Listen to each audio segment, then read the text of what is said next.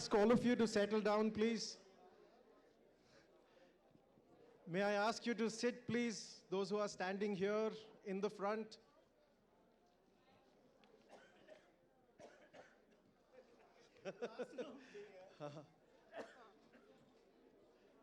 Please settle down. Just like a classroom.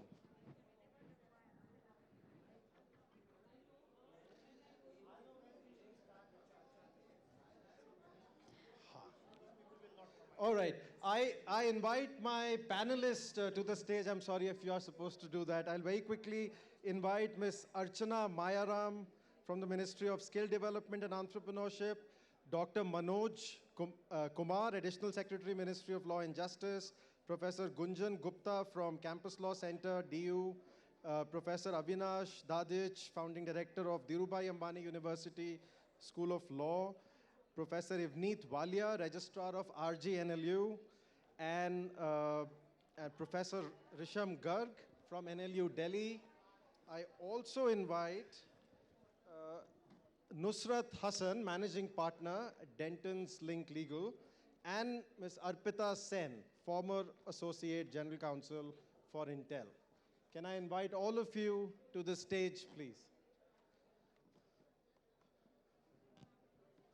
It is like a class. Thank you so much, sir. That really makes my job easier.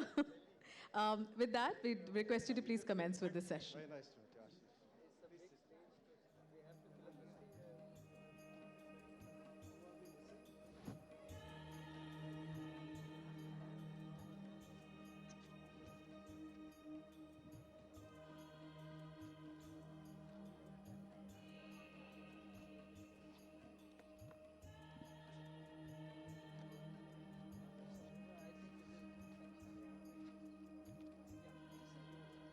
All right, let me start. My name is Ashish Bhardwaj. I'm I'm the Dean of BITS Law School, which is a new law school in the youngest campus of BITS Pilani, which is otherwise a tech institution. I really like one particular African tradition where at the start they say all protocols observed. And then you don't have to go into details of introducing each person. So I'm going to do exactly that. All protocols observed. We have experts from academia, industry, and government. And we'll have, I hope, some contrasting views on questions. I was told by Dr. Akhil Prasad that there's going to be a launch of YUKTI first. But maybe we hold on to that. It's after this. All right. So let me set the ground rules for my panelists, if I may. The learning since the morning has been, don't ask one question to one person and give them unlimited time. They will abuse it.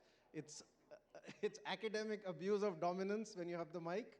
So the following rules will be at play for this session. Number one, we are going to borrow one rule from the game of Housey, also called as Tambola.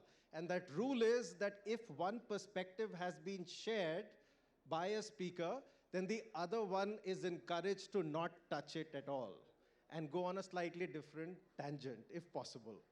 The second rule is going to be a borrowing from Bonvita quiz contest, which means that you only have 120 seconds to answer and give your response. That's second rule. Third rule, it's a bit of borrowing from Man Ki Baat. You can introspect and share your own perspectives, personal views, that's all right. But the first two are really, really important. Please keep that in mind. So, without wasting too much time, let me start.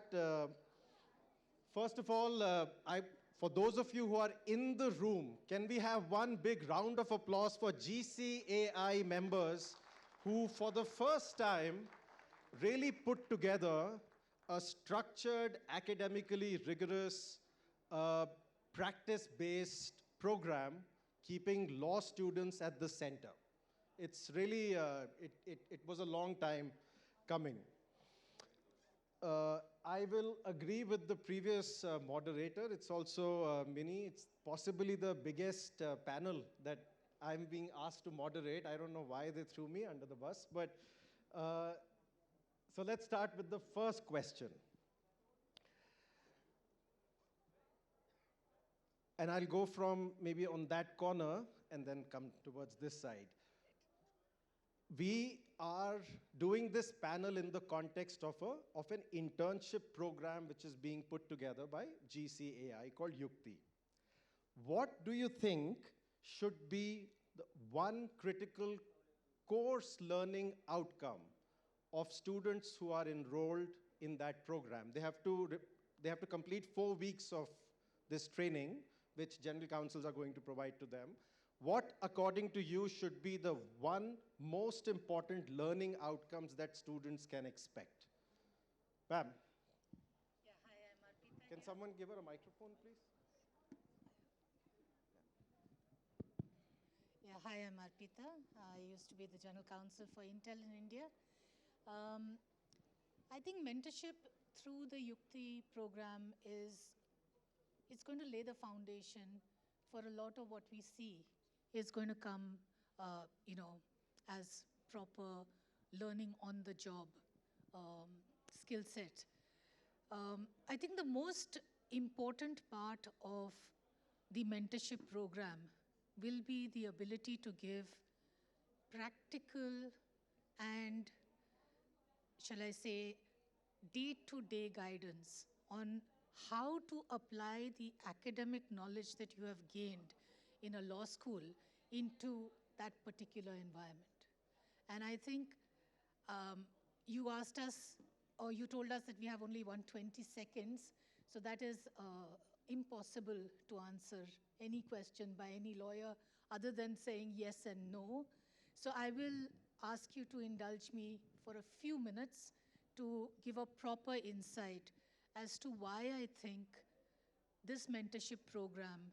We'll come back. Sorry to interrupt. But, Yeah. but the only way this will work is if we are able to do 4 or 5 rounds of questions. So I promise you enough. I'll give another opportunity. Fair enough. I So promise. the most important thing from my side is the practical knowledge, Yes. which you do not have when you go to law school, and the ability to take that academic information and apply it to a given fact and circumstance when you are giving your legal advice. Got it. Thank you. Can we have a big round of applause? First one to stick to time. Over to you, Rishabh. Go ahead.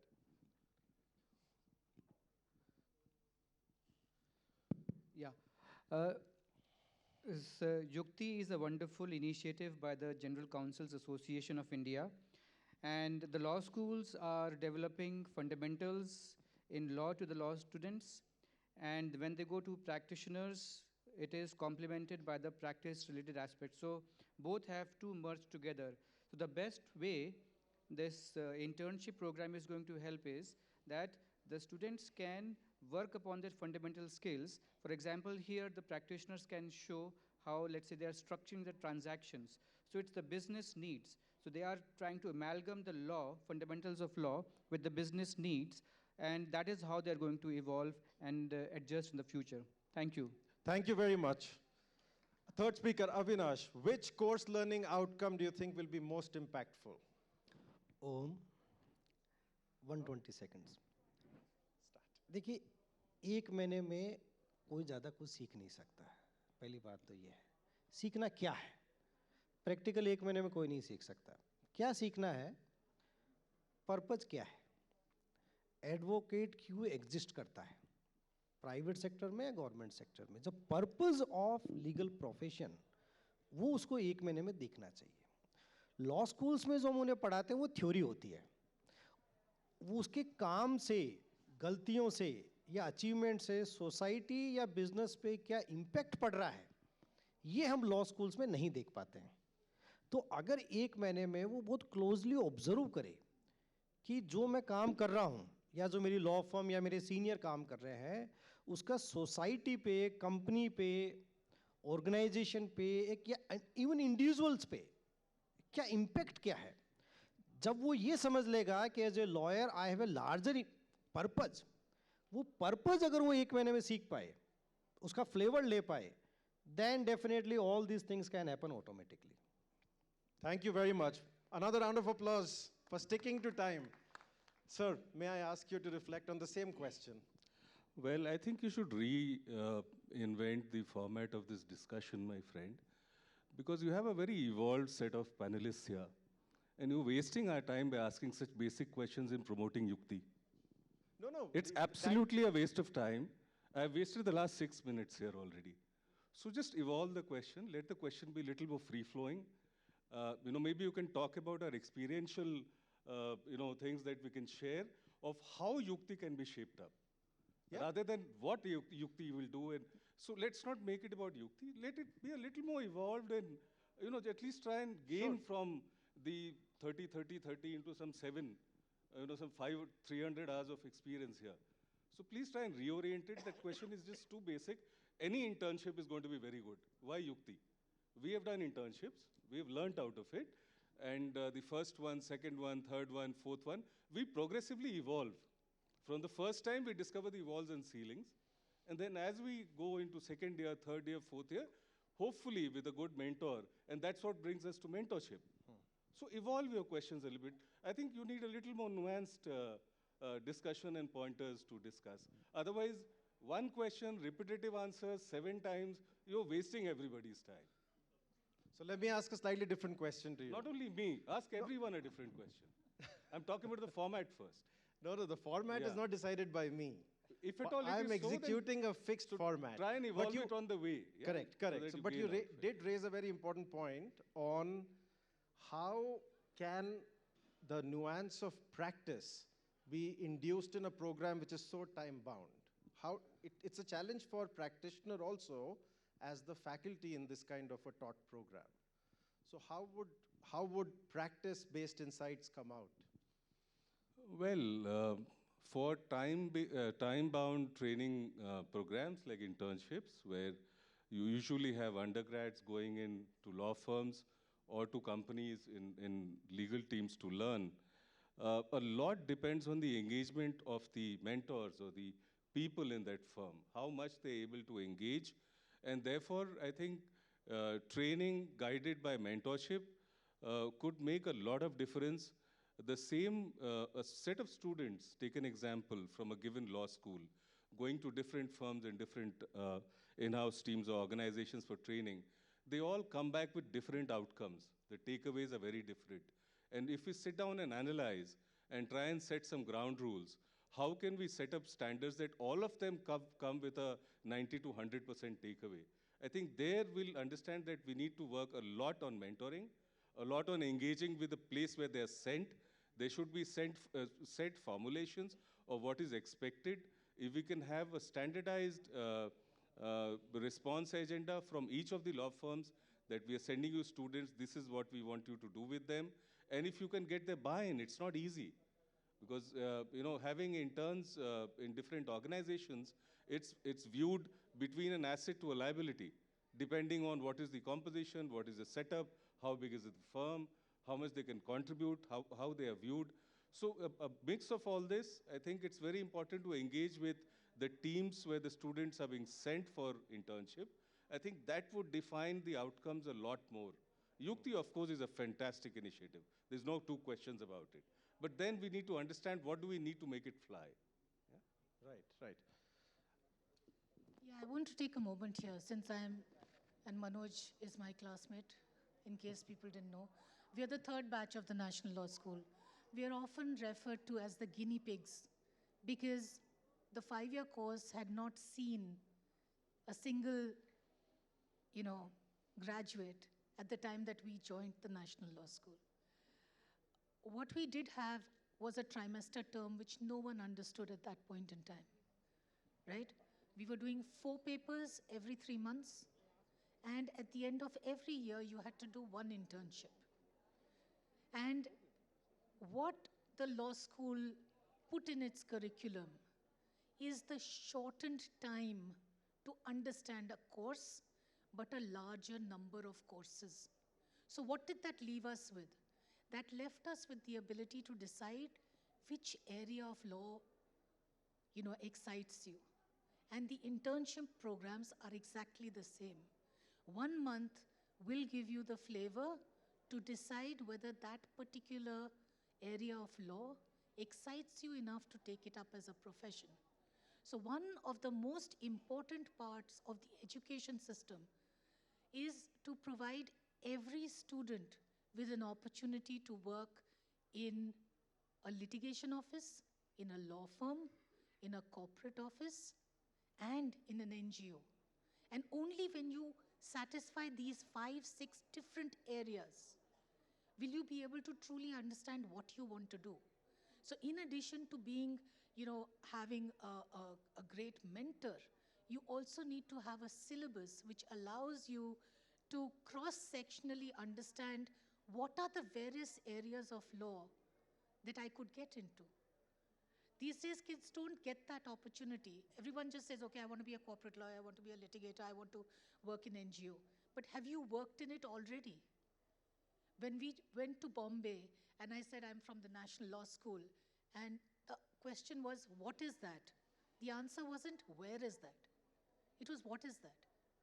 Because an ordinary student from Government Law College in Mumbai has done 3 years of practical training while doing his law degree, and all of us come out of law school bright and shiny, not knowing how to apply the law. An internship is that, it's that particular insight which allows you to formulate the talent of the future. I'm sorry I took a little time. No, that's but quite I really important. wanted to give you... So if I integrate the two views, it's important for different stakeholders to come together and set a baseline for students to meet at and then grow from there, but in different directions based on the specializations as you mentioned. Yeah, and it just takes 1 month. 1 month correct. is sufficient. Correct. Because And in that a is the time 5-year we law had. program, there are multiple 1-month periods for you to go kind of deeper into one area. Ma'am, your thoughts on what should be the priority for a representative learner in an innovative internship program in an AI world? Sure. So good evening to everyone, to all the distinguished panelists, and also to the founders who have invited me on behalf of, I'm representing the Ministry of Skill Development and Entrepreneurship.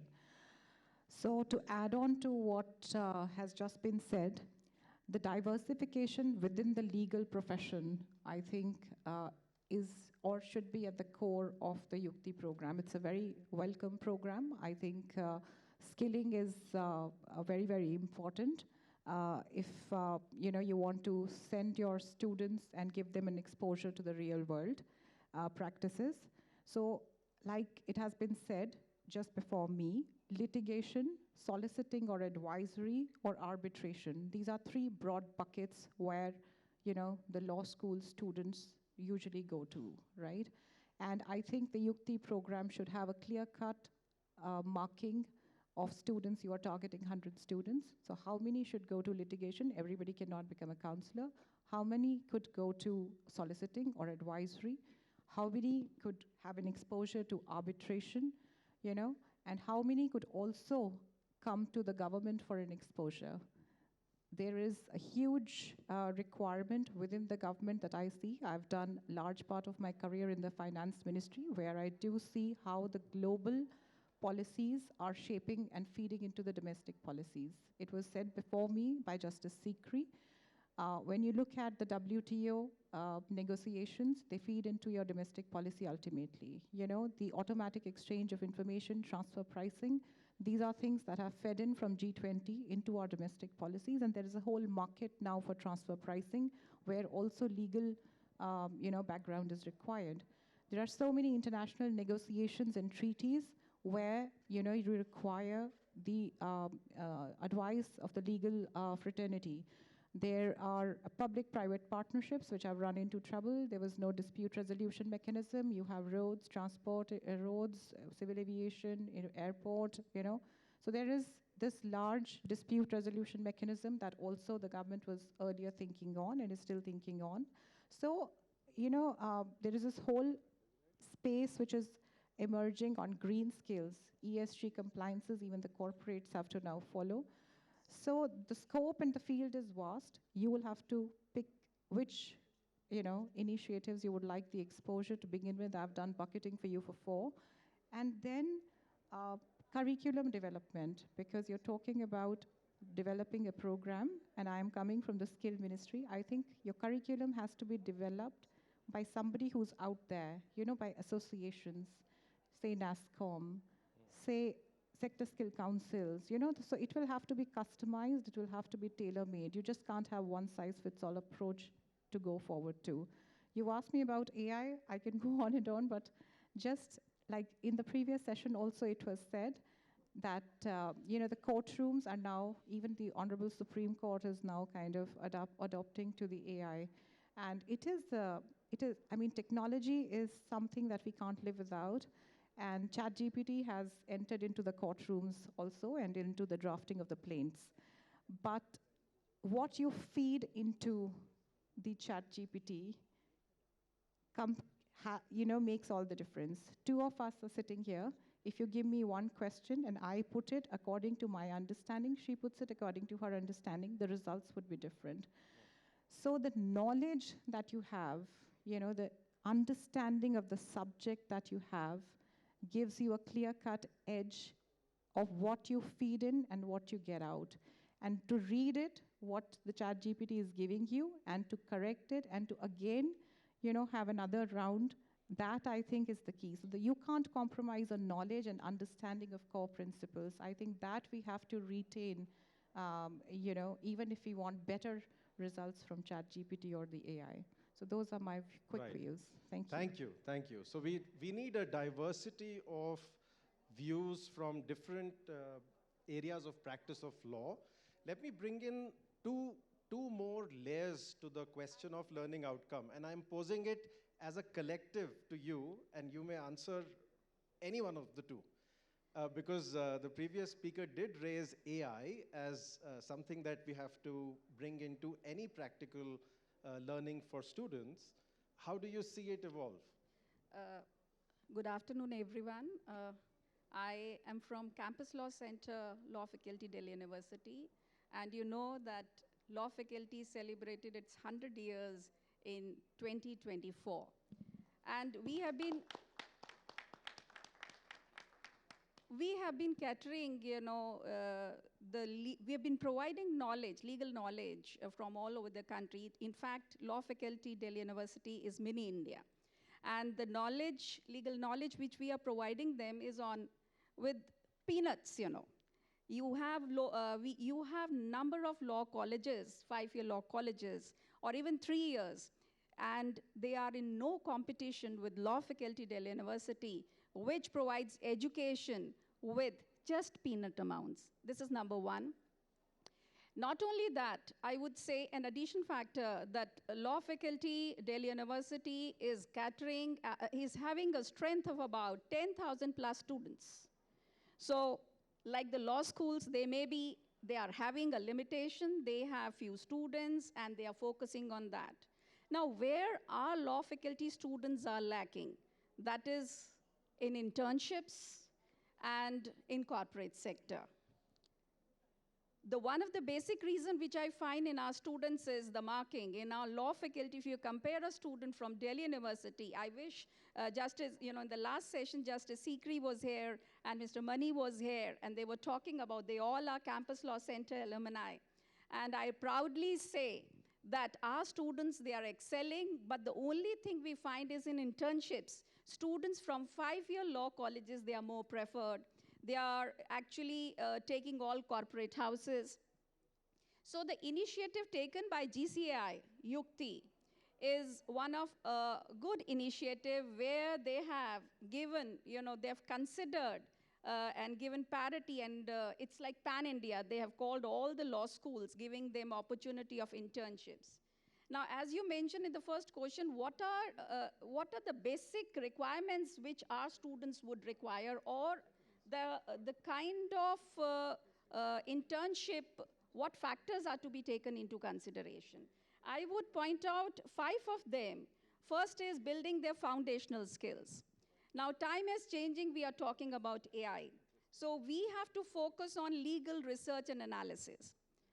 One of, I would say, the outstanding point where we would say the USP, that is in Delhi University Law Faculty, we have a case method study where we actually teach them how to apply the law. But still, there is a gap. And the gap is that our student needs to have exposure to the industry. And once they have an exposure over there, they actually would learn the practicalities. So they would gain the knowledge of corporate law, they will gain business acumen, they will learn the skills of problem solving over there. They would also gain soft skills also over there, like time management, like clarity, professionalism. All these factors are very, very important. And another important thing which I feel is with regard to legal tech proficiency, which is need of the hour. As mentioned in the last session, it was said that now we are in the world of AI. Everything is controlled by AI. So education has also to be improved. So we have to open up more areas where we can impart them knowledge about this technology law and digital finance law or space law. So we have to work on that.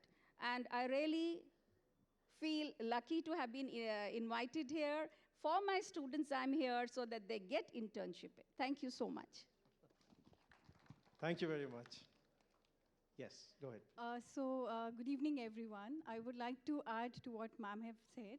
So rather than focusing on what the learning outcomes will be or how the AI is going to impact the internship program or how the legal domains are going to evolve with time, I would want GCI to focus on few issues before we come to this. Firstly, it's a pan-India project, and I think the whole intention behind introducing this internship program is to provide inclusivity, to help people sitting in different parts of the country come to Delhi and get the access to the best of experts in the field. So I request GCI, I know I'm speaking a little different because most of the outcomes and everything have already been pointed out by all the experts sitting here. But I sincerely request, sir, that please reconsider the timelines because not all students across the country are free during the summer and the winter programs. For example, if I would want my students to attend this, we have the exams scheduled here. So maybe you can introduce one more spring internship and an autumn internship program as well.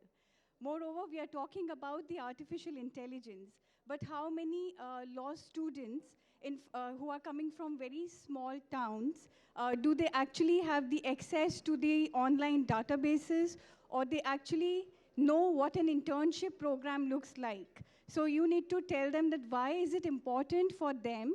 So for this, it is difficult if you do not pay them anything or if you do not provide any accommodation. Otherwise, this will only be available for the creamy layer. This will only be available to the NLUs. And people who come, who actually need these kinds of internships, they will be deprived from this benefit. So I'll not take much time, sir. So I'll... Thank you very much. It does, one round of applause, because it does raise issues of how can we maximize inclusivity within the purview of this interesting initiative. Maybe there's a potential and a plan to scale it up, but if we can have entry barriers as low as possible, that will enhance accessibility to most parts of the country. May I ask the same question to you? Yeah. Sorry. Thank you. Good evening, everybody. We are very, firstly, privileged to be here, and we are very happy to be able to sponsor this YUKTI program. We understand how important internship and mentoring is. We almost have 100, every year, 100 students going through our internship program in our firm. I think we all recognize the fact that today for our profession to thrive, the profound principle on which it goes is that people who have come here before have the responsibility for the people who come after. This is the profound principle on which this profession thrives. Secondly, looking at the YUKTI program, if you ask me as a managing partner of a firm, what does it do for a young student? I go back to what I had the opportunity as a Chevening Scholar in 96, 97. What did it do for me, or what does it do for an intern? I think it opens up the horizons.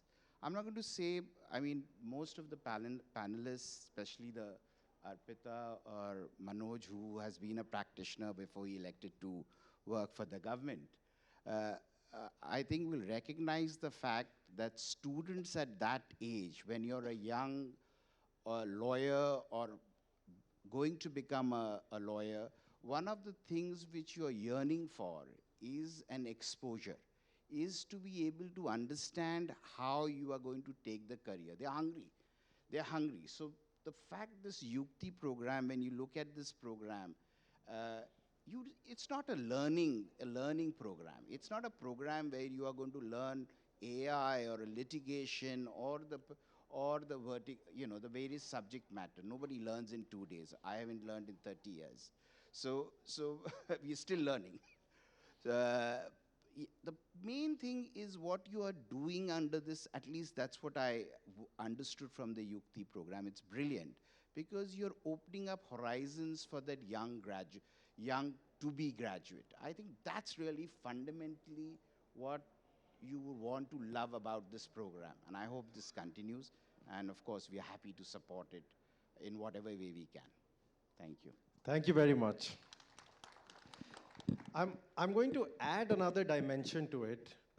You've touched on AI a little bit, but at this point, it seems that AI, there are conflicting views. Some people are absolutely convinced that it's going to bring about positive developments in the court administration and law practice, legal research. But some people do say that it's also affecting learning of students the way it should be. So you may have your own, it's inevitable, we know that. So my question to all the panelists is, in terms of where we stand in legal tech right now, and second, in the run-up to the centennial of our independence, 22 years from now, where do you see most churn happening? In which areas of legal practice? In which sectors of the industry or government? Do you expect a surge in new skills that can solve legal problems, or an increase in growth rates within those areas that will then require more experts and more specialists than generalists to come out of law schools and enter and kind of hit the ground running? Yes, please. So I don't think law school should prepare specialists. They are supposed to be learning at that point everything, whatever they can. They're not supposed to be specialists. 5-year course is an academic course where you learn the basic principles of law. What you learn, the basic principles, you will apply it even 50 years later in your practice. So that's what you do. Academics is about learning. Secondly, you ask, when you talk about from an India context, I mean, everything is blowing up. And the legal acumen required is very complex because the laws are changing, which is of course changing not only because we need it domestically to change, but also internationally. I mean, we know what's happening with trade law, with the US, the way it is posturing, so that's impacting every way you define trade law. You look at compliance. As you get more compliant, you make your business, as you make your business more compliant, you make it possible to grow at an exponential speed. But one of the things which I guess with every lawyer and in-house lawyer we are talking about today is AI. I think fundamentally that is going to change the practice of every possible vertical we have in our firms. Why? Because of the reason how we are going to be able to hire, how we are going to be able to deliver. So every aspect of the way we understood, where we delivered to the clients is going to change. I think that's really the subject matter which we are going to speak about. Of course, there is, I mean, at this point, we are not still talking about whether we will need lawyers at all or not. I don't think that's really the point which we should be discussing. What we should be discussing now is how are you going to make lawyers AI enabled. So every lawyer which I want in my firm, let's say now, is a lawyer who is able to deal with the AI from all contexts. How are you going to be able to deliver from an AI perspective? That's the lawyer I want, not the lawyer who we saw traditionally.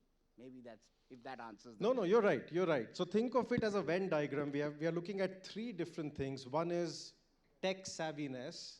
Second is grasp of first principles, which is what higher education is about at the fundamental level. And third is readiness to learn practical applications and how things come to life outside textbooks and statutes. So what you said is right in the middle of that Venn diagram. Any views slightly contrary to that? Yes, Avinash, go ahead. No, not contrary. I just want to add to what Nusrat said. I think we need to understand that we are still discovering the depth of how much AI is going to play. I think that's not very clear as of now. And we keep discovering every few months, every few years. So therefore, trying to develop a tech-ready lawyer is also something that needs to be recalibrated every now and then. That's point one. Point number two is that the areas where law practice is actually happening, when we call the professions of law, it's not just the litigation and in-house. I mean, these are very low-hanging fruits and are visible to every student in a law school. But as you develop in your career and move forward and move to spaces where regulations are being formulated or areas which are getting regulated, areas which we don't know how to regulate tomorrow, but we know that they are emerging. So I think adaptability as a skill and some very important key elements of how to dovetail technology and adaptability, and also to understand the changing dynamics and to be able to respond. I think some very key skill-based learnings are very important, and only people who have those skills can navigate the surprise and the high tides. And they come very abruptly, let me tell you. I mean, now also as on the lawmaking side, things change very dynamically. So therefore, what we need, again, I'll come back to, is a trinity of moderation, a mentor, training, and a continuing education. And that entire approach of a law student to believe firmly in all the three can make them ready as a future-ready lawyers. Viksit Bharat is going to throw up a lot of challenges, and we'll need them. The same lawyers who are students today will not be students 15 years from now. And they'll again need to recalibrate then for the next 7 years. So we have to think about them for the next 50 years and 100 years. Right. So I would like to add. Can So I one, just very take quickly, the mic? Avinash, you wanted to say something? You had raised your hand. Very quickly, then. See, I think we should move from this debate, AI or not AI. AI is going to be there. I have a bad news. Within 3 years, research, drafting, and analytical, 60 to 70% things will be done by AI, and everybody will be enjoying that thing. What is required right now for the Viksit Bharat? We need lawyers who can have judgmental skills. Judgmental skills means that whatever I'm doing as a lawyer in any spectrum, whether litigation, corporate, government, judiciary, they have to understand the political, social, economical, and legal aspects. And what is the impact of this particular law or the legal practice on society or economics or whatever. So judgment would be the key skill for a lawyer, not the analytical research and writing. I think in the next 3 to 5 years, these three skills will be 70 to 80% replaced by AI, whether we like or not. If there are any law students listening to this, just erase the last 60 seconds from your memory. You will not go back happy. It is true. It is true. Yeah. Let me ask this lady. Yeah. Yeah, so I would just like to add to what Mr. build on to actually what Mr. Kumar just said, so it's actually your skilling, reskilling, and upskilling, like the Honorable Prime Minister also says. Unless you expand the scope of your curriculum, even in the law schools, because you mentioned about, when you become Viksit Bharat, that is, you are aspiring to become a developed country by 2047. So what are the areas that you see? That's the question you asked. So I see a lot of sustainability issues coming in, the stress on climate change, the sustainability, the environmental concerns that we face, so the green skills. Worldwide, if you see, there are reports of World Economic Forum or the World Bank which say that there is so much shortage that the worldwide advanced economies, including the EMEs, because you're talking about solar, you're talking about wind energy, you're talking about alternate sustainable solutions. So I think this is one space which is going to emerge, and where even your litigation, right, comes with it.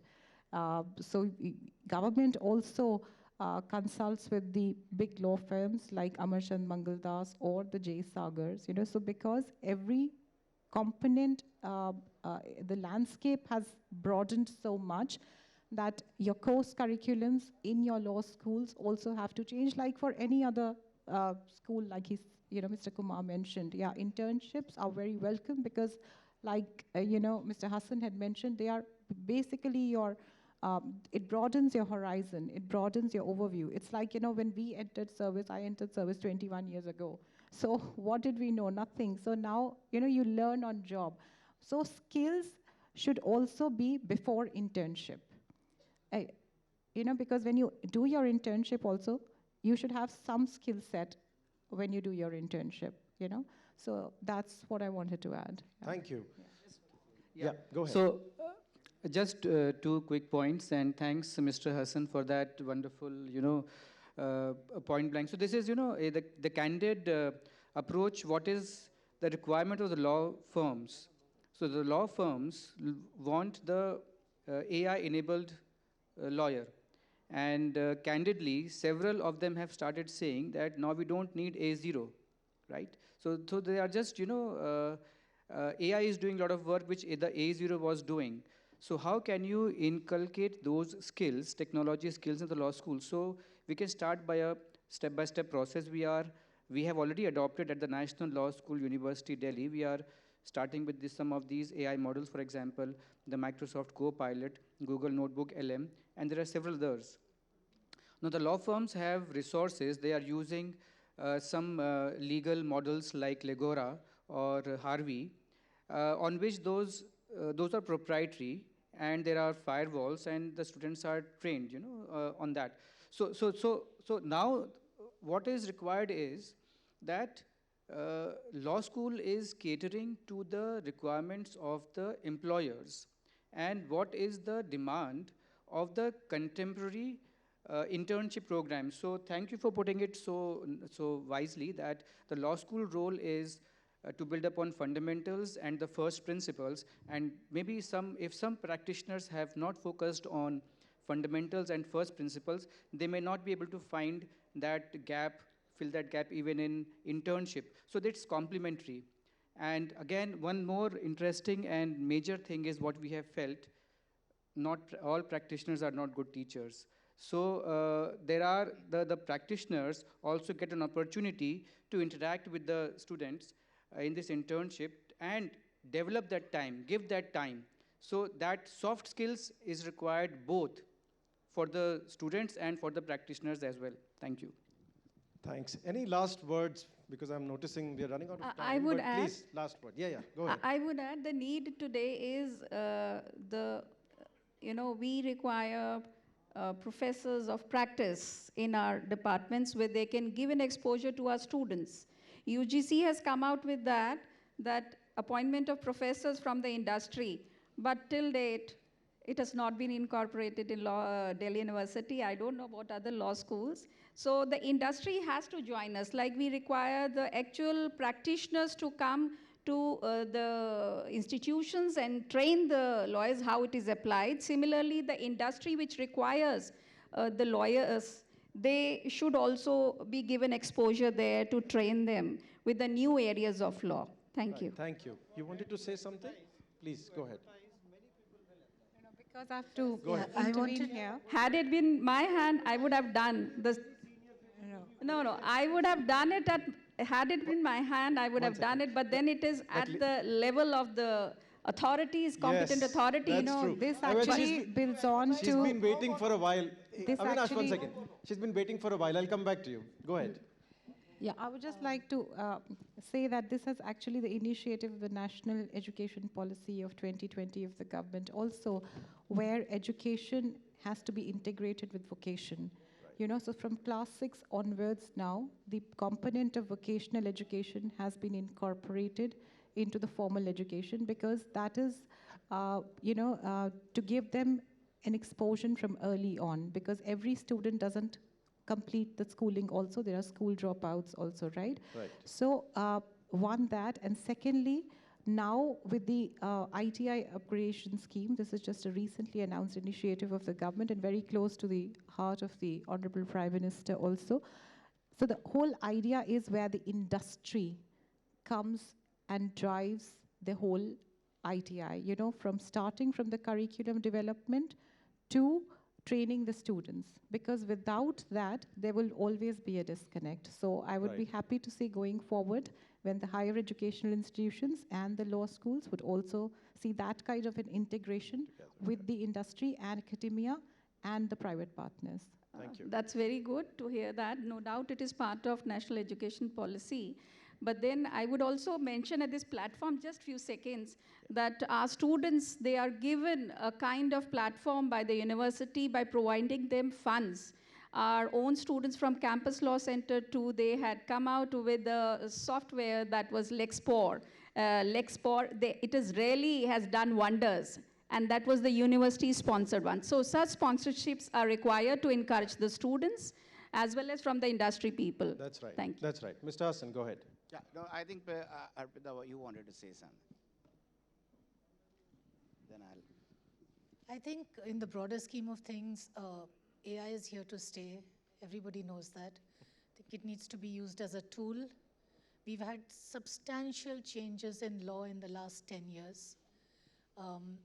As practitioners, as in-house counsels, sometimes we are not able to keep up with the change in law. So your internship program needs to be able to pick up those changes in law that have happened and reskill you. Because end of the day, you can't use an old law to decide new issues, right? So the point being that when you get into the internship program, in a particular internship, in that industry, you should be able to see the change of law and not reinvent the wheel to figure out how you're going to create a new system for it. Right. You can use AI as the tool to get you there. Thank you. just very briefly, just take a small minute, since we have the academia, Manoj from the government, etc., and also Ms. Archana. I think one of the things which as law firms where we are finding inadequacy is the fact that post the graduation, because we are probably the only country left, once you clear your law school, you directly dive into the profession. And I think there needs to be at least a 12-month program where they need to be skilled up. You know, and there was a program in '98 where the Bar Council had started a one-year internship, didn't go very well. But I think there has to be a one-year program where lawyers coming out from a law school are trained, you know, either in-house or depending on what they want to do in law firm. But there should be something both where the industry and the academia are mixed together, a program of 1 year, which will really help in elevating the profession and also smoothing the process for young lawyers. Right. I And just took actually, this advantage. kind of model exists in other disciplines. In engineering, it exists for 6 months at a stretch. Some institutions call it externships. You go and you shadow people who are working on the factory floor. Medical school, chartered Medical schools are doing accountancy, it, correct. Bombay Incorporated Law Society, my partner here, has a 3-year internship before you take the exam. Yeah. So there is a process. I think there is a slight mismatch between the law school and Yes, I just want to add to what Sir said, and maybe in this program, there must be a module related to professional ethics and how you deal with your clients. You may be wonderful with the subject, but if you're unable to communicate with your clients, right. if you're unable to get the clients to the place where you're working, right. I think it makes no sense. That's a very good suggestion. It's a compulsory clinical course, professional ethics, bar and bench relations. Maybe that could be formally integrated in an organized internship program. Dr. Kumar, last word from you. Since you are at the helm of affairs, there is many objective functions and even more constraints. No, I mean, I do not want to say anything as somebody in the helm of affairs. But all I can say is that when we look at creating future-ready professionals, there's one element of what the law school can give. There's one element of what internships can give. And when we talk about long-term preparation of future-ready professionals, we should think about them short-term, mid-term, and long-term. So short-term and mid-term, possibly internships can make lawyers or students ready for a litigation or an in-house role or so many other similar roles. But for future-ready, I think there's some element of continuous skilling and reskilling and building in the vision of, it's very important to integrate everybody to, for the moment we have a Viksit Bharat of 2047. So I think that brings us back to the board every now and then. What do we need to calibrate with that? So what is happening around in the market forces? What is happening overall around us? Where should we see ourselves 5 years from now, 10 years from now, or in 2047? What thereafter? Everybody's talking about 2047, but once we get there, then what? So there's so much of it that we can keep. So a continuous discussion or engagement with the students even after they pass out, and passing the baton. If they share a vision, I'm sure they'll keep on passing the vision to the next generation of students for the next 15 years. So I think that is the kind of cyclical journey we need to set off with YUKTI, at the center of it. Thank you very much. I'm going to end by summarizing a few things that all the experts here said. And it resonates a lot with what I read on the Ken, which is a new age news portal. I read one of their headlines was, at this point, AI is selling swords at dawn and selling shields at dusk. At this stage, and it is continuously changing, so we don't know where it's headed, but it is inevitable, and we must learn it. It's touted as a general purpose technology, much like electricity, internet, so we have to, there's no choice but to go around it. I also heard someone in the industry say that the last one to adopt will be the first one to get displaced. That made me very uncomfortable, but it stayed with me. Nevertheless, I will end on the note that there are still some skills, as articulated by the experts here, which are, at this point, AI-proof. And I think any initiative which brings multiple stakeholders together, government, academia, practitioners, in-house, litigators, everyone, is going to come up with attributes that will never be shaken up by AI. It can only be improved. I suppose that's what YUKTI stands for. For those of you who are not familiar with the word, YUKTI is a Hindi Sanskrit term, which means tact, strategy, cleverness, logic, so on and so forth. So that is also the intangible which a legal professional brings, which hopefully AI will not displace anytime soon. How to build trust with clients. How do you induce an empathetic approach to a client who's coming with his or her problems? How do you make them comfortable and conversant with a language that they are not familiar with, but it affects them significantly? So this is an uphill task for GCAI, YUKTI, and everyone else who's thinking on these lines. A big round of applause to the panelists for bringing all these thoughts out. It's a wrap. Thank you. Thank you very much. Thank you so much, Professor Ashish, for that. And thank you so much for all of our guests. I would request you to please stay seated as we start with our felicitation. I would invite Ms. Shukla Vasan, founder, GCAI, independent director, arbitrator, special mediator, and corporate advisor, to please come and felicitate our guests.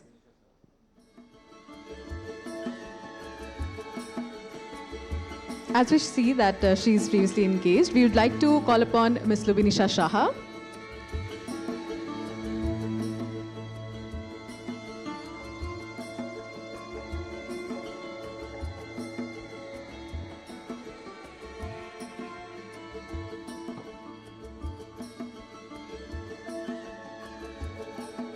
For the facilitation. I'll just take 2 more minutes because I'm coming from the Ministry of Skill Development and Entrepreneurship, and today only, when I had to come here, I realized that even we do have this scheme called the National Apprenticeship Promotion Scheme, and where the stipend rates have just been increased up to 12,500, and there are 1,200 trades, like we call, in which we have about 50,000 active establishments of firms like you have. There are three positions for the legal profession there, where around 350 public sector undertakings largely and private establishments also are offering apprenticeship opportunities. So I wanted to bring it to your notice, actually, and I have the details. So you have executive law, law officer, and legal associates. And I saw that, there are curriculum courses which are designed by either the taking organization or by a sector skill council or by the industry. So you have both theoretical as well as the practical side of it, on-job training and the theoretical part of it. And then plus we have just introduced a certificate of proficiency from today.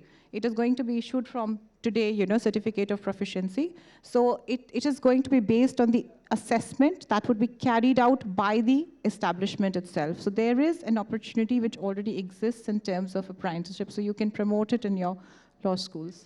Thank you. If it can be shared via BCI with all the law schools. Sure. We'll be happy to share because, like you said, so I think your students need to know about it. Yeah. Thank you. Thank you so much, ma'am.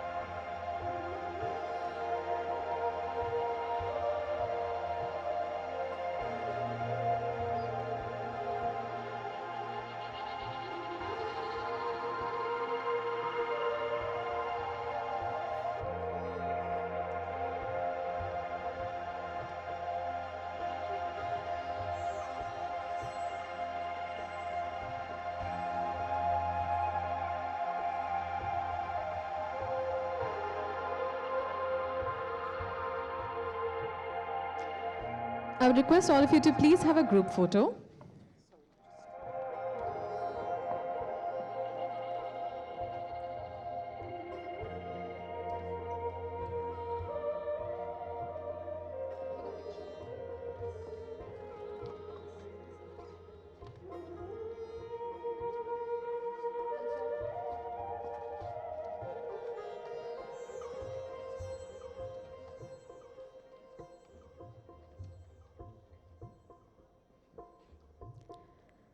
And I would now request all vice chancellors, deans, professors, and representatives from various universities to please join us on stage for the curtain raiser of YUKTI.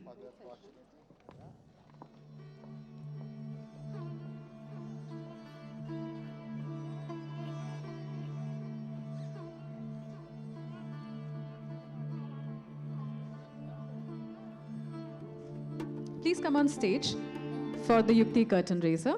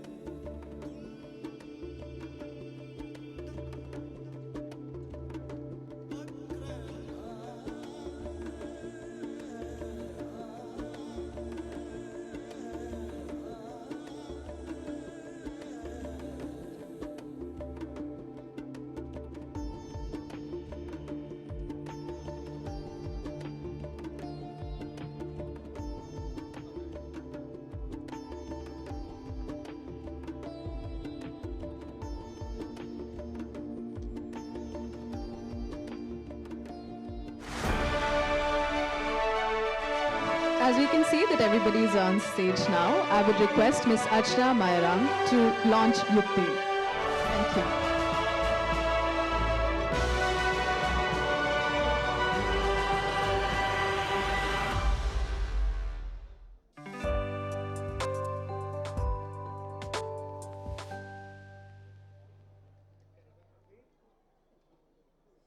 India's legal landscape is at the cusp of transformation.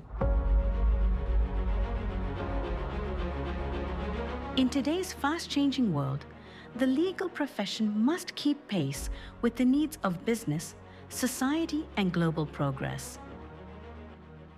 Students require real exposure beyond classrooms, and professionals must come together to build a stronger, future-ready legal framework for India. To drive this transformation, a landmark gathering is taking place on the 19th of September 2025 at Bharat Mandapam, New Delhi, bringing together leaders, students, and experts to shape the future of law. It gives me great pleasure to support two very valuable programs designed and initiated by the General Counsels Association of India. GCAI's initiative in Nyaya Nirmaan and YUKTI programs are visionary. Nyaya Nirmaan plans to strengthen the legal infrastructure and the legal foundation, and YUKTI, which nurtures talent for making future leaders in the legal profession, are extremely important and much needed in today's times. I proudly support the Nyaya Nirmaan initiative because it is a bold step towards realizing the goal of a developed India by 2047. Strengthening our legal frameworks will help to ensure justice for every Indian citizen while creating a system that inspires global confidence. It will help India to lead with a legal framework that is fair, future-ready, and attractive for international businesses.